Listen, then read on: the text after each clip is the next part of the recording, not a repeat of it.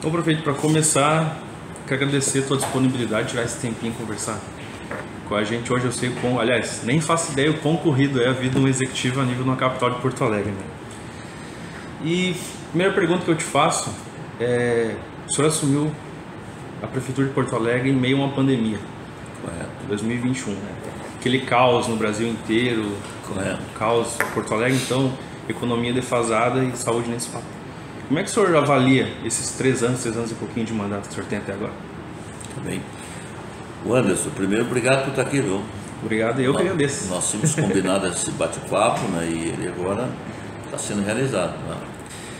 Bom, deixa eu dizer assim, ó, nós gestores, né, seja os que foram reeleitos, porque muitos foram reeleitos, né, no meio da pandemia, eram prefeitos, né, estavam no primeiro mandato, e outros prefeitos que não foram reeleitos, né, que assumiram então o seu primeiro mandato, é o meu caso, né. Eu tenho para mim, Anderson, que o primeiro desafio, né, do mandato é você colocar em prática aquilo que você debateu na eleição. Acho que o descrédito da política se deve a vários fatores, mas uma delas é você dizer uma coisa na eleição e fazer outra quando tu tem mandato. Eu sempre me policiei muito como vereador, deputado, vice-prefeito e hoje prefeito. Eu procuro rigorosamente dizer o que eu disse lá e o que eu estou fazendo aqui. Então eu disse, olha, eu vou abrir a cidade com responsabilidade.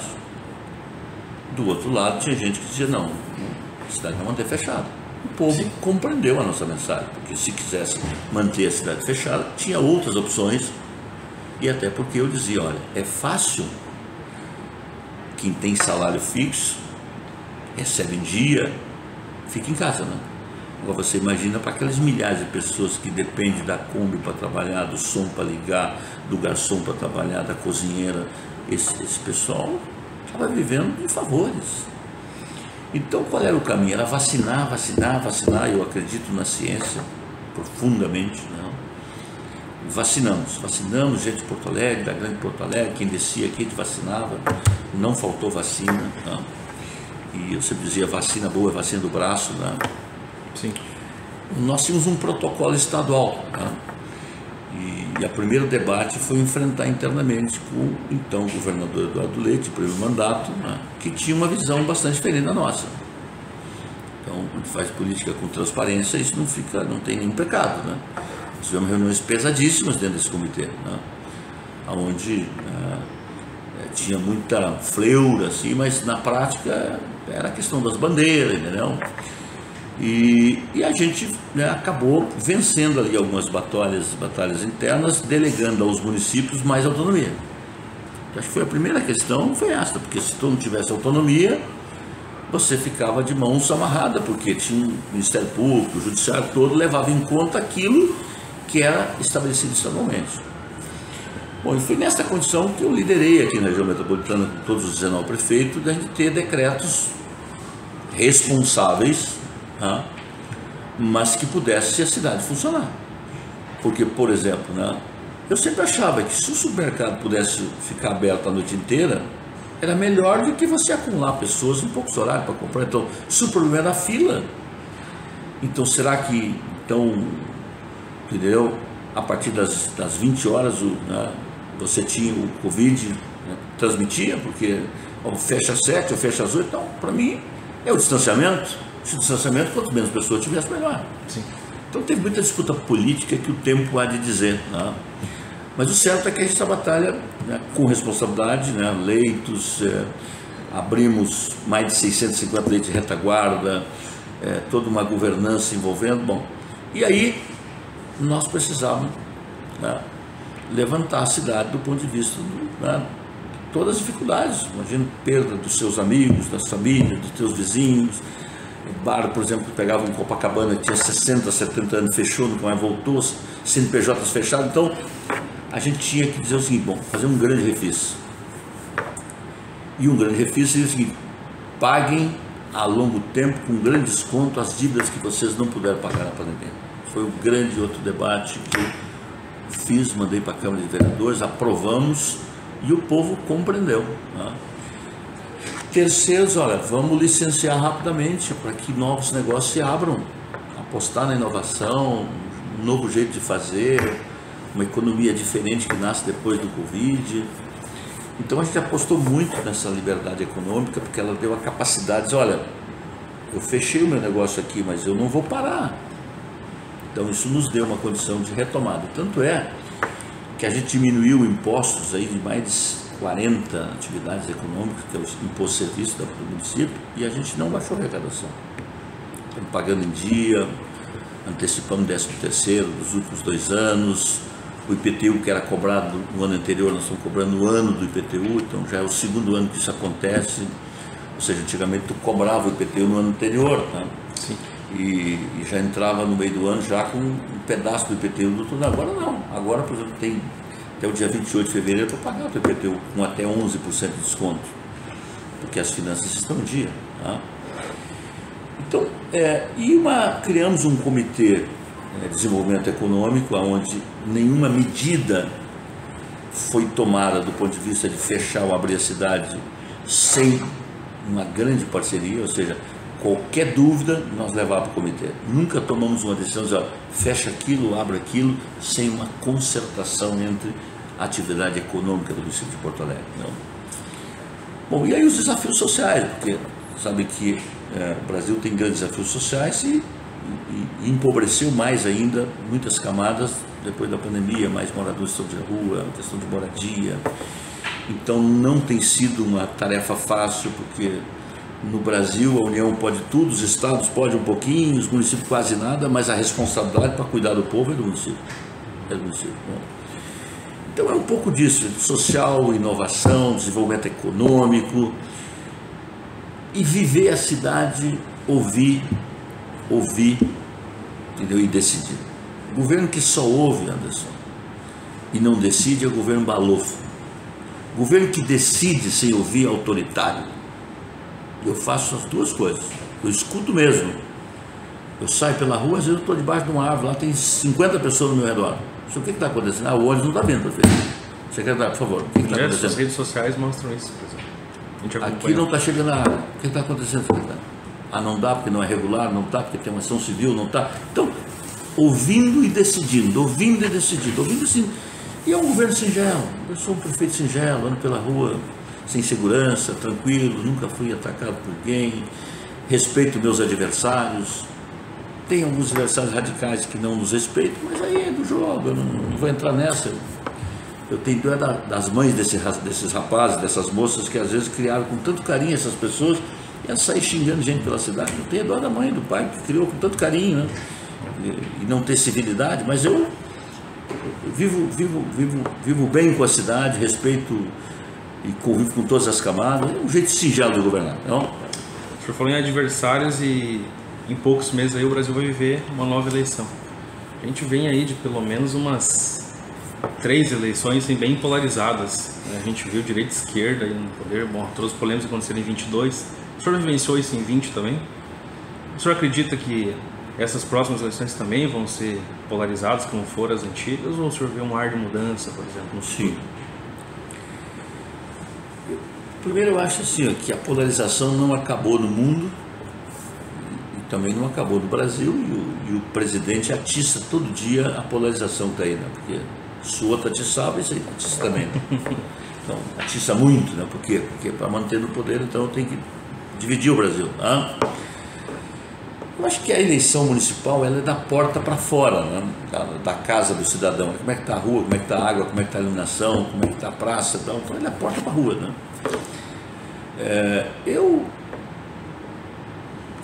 penso que teremos sim polarização, mas não do tamanho que foi a eleição do presidente. Acho que tem gente que polarizada dos dois lados, não, um pouco discute cidade, país, Estado, está mais preocupado com a ideologia do que com resolver os problemas. Então, eu nunca fiz política desse jeito, né? Eu tenho aqui uma aliança de centro-direita que nos trouxe, né, ao Paço Municipal, hoje é o centro administrativo, né? Porque lá o Paço Municipal nós transformamos em Museu de Arte da cidade dos 250 anos. Eu sou um democrata, nasci ali na década de 70, combatendo, né, a ditadura, fazendo passeata, brigando muito para o Brasil, né, ter anistia, ter constituinte, fim da tortura. Naquele processo que o Brasil viveu, eu tinha 18, 19 anos, vivi intensamente vivi isso, não estava abanando, eu estava lá, nas fileiras. Tá? Então eu sou um democrata que eu acredito muito de que em alguns pilares da democracia, e talvez o primeiro pilar da democracia, que eu também ajudei a construir, é respeitar quem pensa diferente.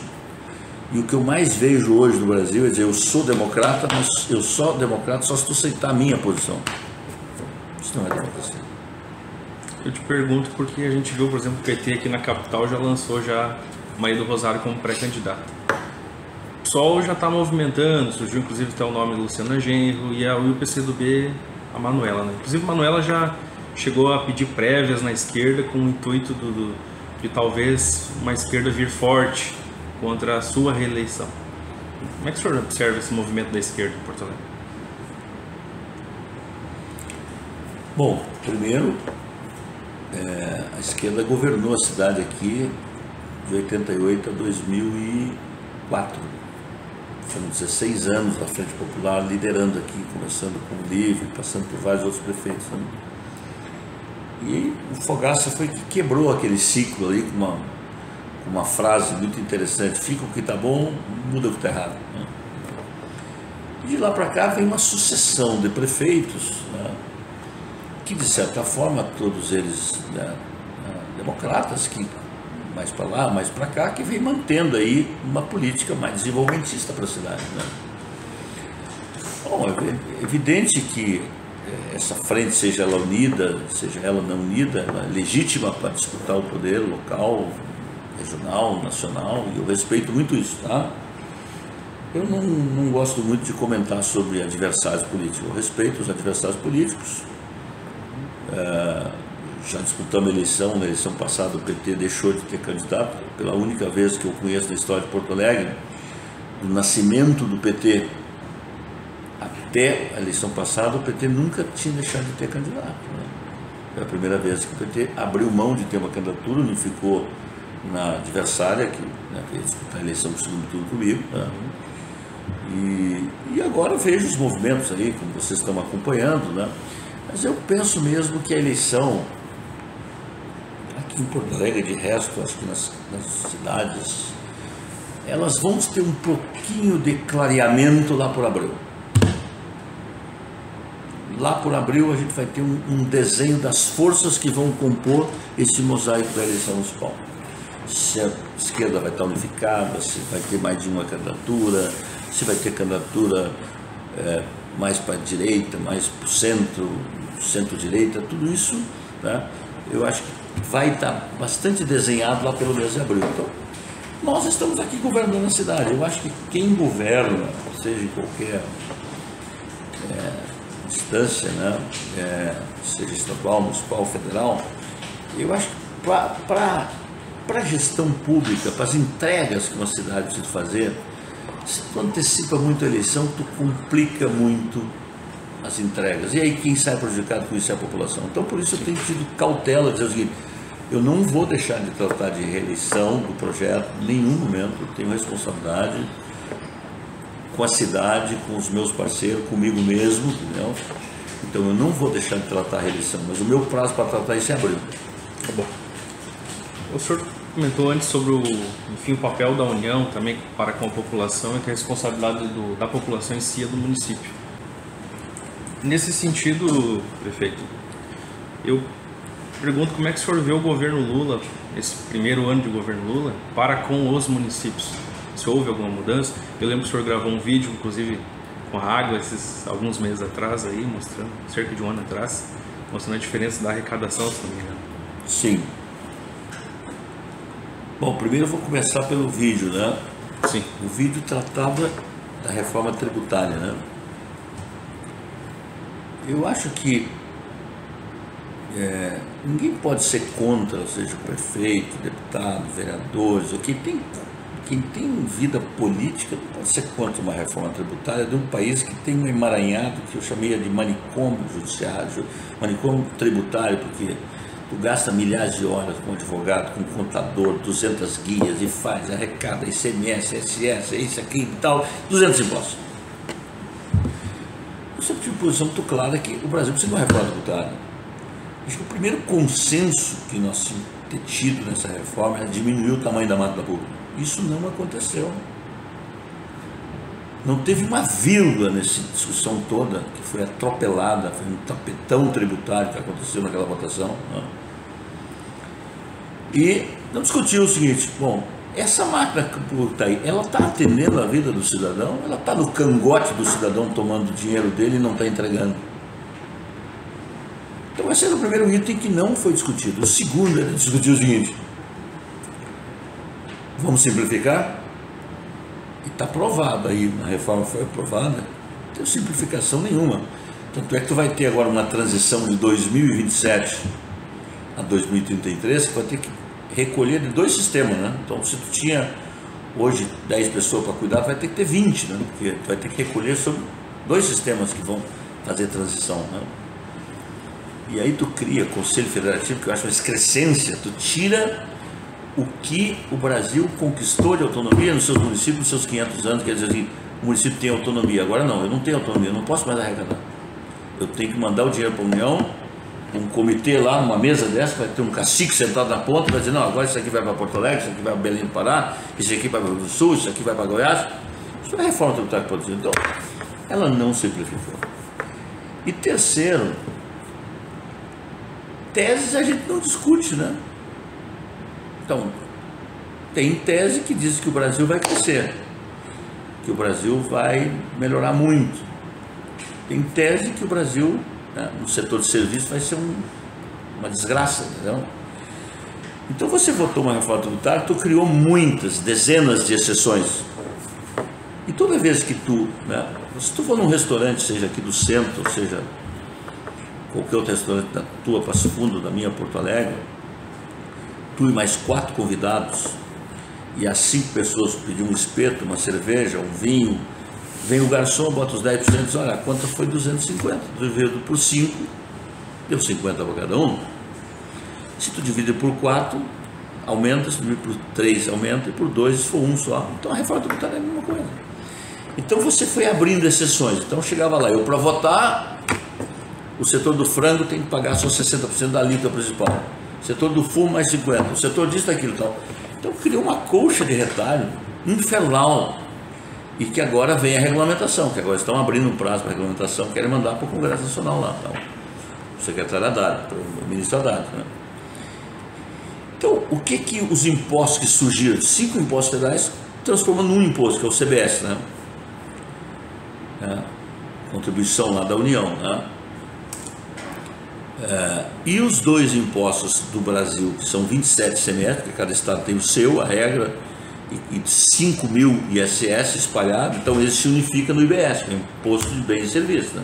Então não tem mais agora, se recolher quando a reforma, né, se ela realmente foi implementada, então tem o IBS, né, que é o Imposto de Bens e Serviços. Então, tem 2 setores que se mostram muito satisfeitos com essa reforma. Primeiro é o governo federal. Então, ele, antes de pensar numa reforma tributária, pensou numa reforma orçamentária para ele. E o PT é gastador. Gasta, quebra teto, faz tudo, né?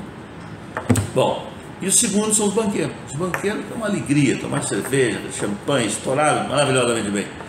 Então, se os banqueiros vão bem e o governo federal vai bem na reforma tributária, significa que o povo em geral não vai bem, né? Porque não se mexeu no imposto indireto, que é o que há de pior no nosso país. O sujeito compra uma Coca-Cola por R$15, ele acha que a Coca-Cola aqui não, a Coca-Cola é 7, é 6, é 5, é 4. O imposto indireto que incidiu sobre ela é mais da metade. Só que o rico compra aquela Coca-Cola pelos mesmos R$15 que o miserável compra, que o pobre compra. E o pobre vai pagar o imposto indireto de toda aquela Coca-Cola do mesmo tamanho que o rico paga. Então quem é o grande pagador de imposto no Brasil? O pobre. É o que não tem. Aí desenharam um cashback, que é devolver dinheiro para os pobres. Eu não acredito, dizem que a vaca tussa. E se devolver, eu devolver R$1.000, né, daqui a 200 anos para os pobres, para dizer que, não, estou criando, vou devolver dinheiro para os pobres. Isso existe. Então, reforma tributária, eu sou muito cético em relação a ela. Em relação ao governo Lula, os municípios, eu penso assim, ó, eu respeito a eleição. Eu convivi com o governo Bolsonaro, com o presidente, convivi com os ministros. Os 2 anos que fui prefeito, estive muitas vezes em Brasília. Quando ele esteve aqui eu recebi, porque entendo que terminada a eleição e o povo escolhendo um prefeito que quer ser um bom prefeito da sua cidade, um governador, ele não pode fechar as cancelas do relacionamento federativo. Da mesma forma eu tenho feito com o presidente Lula, que desenhou uma série de projetos que são projetos antigos. Acho que isso são projetos que vêm lá de 20 anos atrás, né? Quando ele foi presidente pela primeira vez. Né? Vai dar certo? Não vai dar? Então, a minha casa, a minha vida não é de agora, né? E todas as outras políticas que estão lá, vêm lá de trás. E ele criou agora o PAC, né? Nós escrevemos aqui, acho que quase 4 bilhões de reais de PAC, né? Estão escritos. Agora, o que vai advir disto? Vou dar um exemplo, que aí a ponte do Guaíba está parada já desde o final do último governo do Bolsonaro, tem 600 famílias para ser reassentada aqui na Tio Zé Careia, e essas famílias não recebem nem sequer um abraço ou um telefonema do DENIT do governo federal de quando elas vão ser acolhidas. Então, há uma carta de intenções do governo federal. Vamos ver se ela vira vida real a partir desse ano. Não teve vida real a partir desse ano para os municípios. Acho que o Brasil agora, eu acho que o mundo, a economia mundial tem inflação. O Brasil, aquela briga do presidente, que era uma briga bastante, se jogar para a plateia, né? Mas mostrou que agora ela tem um resultado, porque se os juros estão menores hoje, o Brasil voltou a crescer mais, é porque também tu segurou lá. Mas houve toda uma briga que nós... Não. Eu acho que não dá para ainda. Agora o mundo joga um pouco a favor do Brasil, sabe? Porque o mundo tem inflação, o mundo tem guerra, o Brasil tem um produto fantástico chamado agronegócio, o mundo precisa comprar. Então é isso, né? Quer dizer, também governar um pouco de sorte, né? Então, eu acho que nesse aspecto eu não vejo nada ainda do ponto de vista de uma política arrojada do governo federal, mas sobreviveu o ano. E acho que é uma coisa contraditória, né, de ver o PT brigar com o Haddad, né? Porque o Haddad, pelo menos, está procurando dizer, olha, vamos ter um pouquinho de equilíbrio fiscal, né? É uma briga interna. Pois é, por isso eu digo, é um partido gastador. Porque o ministro está procurando dizer, olha, vamos fazer um equilíbrio fiscal, porque o equilíbrio fiscal é que nem SPC. Imagina uma família de baixa renda, se comprar uma geladeira, se comprar uma cama, ou comprar uma moto para o filho, e ele não tem capital para fazer isso, então ele depende do crédito. Município, estado é a mesma coisa. Se tu tiver quebrado, ninguém te empresta dinheiro para nada. E tu não tem volume de dinheiro suficiente para poder fazer investimentos pesados só com o dinheiro do teu caixa. Tu tem que buscar investimento, não? Então, por isso o equilíbrio fiscal é fundamental. O equilíbrio fiscal é fundamental para uma boa gestão. Para finalizar, prefeito, uma pergunta bem leve, seja tanto no pessoal como no profissional, qual que é o maior sonho hoje do Sebastião Melo? É terminar o governo como começamos, levantando cedo, dormindo tarde, trabalhando com gosto, porque quem corre com gosto nunca cansa, entregar uma cidade melhor. Olha, eu tenho para mim que gaúcho é um estado de espírito, né? Eu convivi com muitos gaúchos do meu estado natal, sou do interior de Goiás, e escolhi o Rio Grande para a minha vida, né, profissional. Jamais passava pela cabeça que eu seria vereador, deputado, vice-prefeito, hoje prefeito. Foi uma construção social, né? Então muitas vezes me perguntavam, né? Disputei 2 eleições, a primeira foi em 2016, não fui vitorioso, voltei, calcei a sandália da humildade, voltei a advogar, fui para o SPC, dívidas, porque a vitória tem milhares de pais, milhares de pais, mas a derrota é órfã.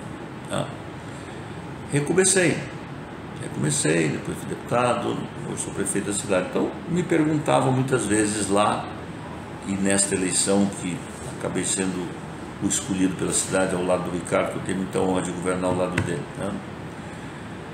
me perguntavam, mas Melo, por que tu quer ser prefeito? E eu respondia sem pestanear, eu quero ser prefeito para devolver a cidade em dobro que ela me deu. Porque você imagina um agricultor da subsistência que plantava para poder sobreviver junto com o meu, mais 6 irmãos, uma irmã e 5 irmãos em Goiás. Chegar em Porto Alegre, morar numa casa estudante, começar a trabalhar numa lancheria, carregar caixa na Seara, chegar à advocacia, conselheiro da UAB, vereador, presidente da Câmara, chegar a governar a cidade, eu não posso dar certo, não posso dar errado. Eu tenho que devolver essa cidade. Então eu me esforço, como quando eu era balconista, quando eu era vendedor, gerente, todo dia eu queria me aperfeiçoar um pouco mais de como é que eu seria melhor para poder, na minha atividade. Eu como prefeito sou a mesma coisa. Eu faço governança na veia. E a governança na veia é você ter o senso, conhecer gestão, né? Eu, por exemplo, eu nunca fiz disso um cavalo de batalha, porque tem gente que faz um cursinho de 2 horas e começa a dizer, eu tenho diploma disso, diploma, eu nunca fiz isso. Eu, além de ter uma carreira sólida na advocacia, porque vivi na advocacia um bom tempo, não sou dos melhores, mas também não sou dos piores advogados do Brasil e do Rio Grande, acabei enveredando no Tribunal do Júri, trabalhei muito no Tribunal do Júri, mas eu fiz um curso de pós-graduação em gestão pública, que hoje me ajuda muito aqui. Mas se eu tivesse que escolher entre o estágio e o curso que eu fiz da teoria, eu ficaria com o estágio. O estágio foi ter sido vice-prefeito, porque eu acho que aquele estágio me deu uma condição sólida de hoje ter muita clareza da gestão municipal. Passou-se 4 anos quando eu voltei, mas eu atuei 13, 14, 15, 16 intensamente como vice-prefeito. O mundo mudou, mas a gestão pública continua com os mesmos empecilhos. Então, quando eu começava as primeiras reuniões de prefeito, eu começava a rir, porque aquilo que eu tratava junto com o Fortunato lá em 2013, parece que tinha piorado. Do ponto de vista da burocracia, da não entrega, do não, porque tem gente que vem para o serviço público para dizer não. Eu sou um servidor público, porque já estou há 20 anos com mandato, não sou servidor público.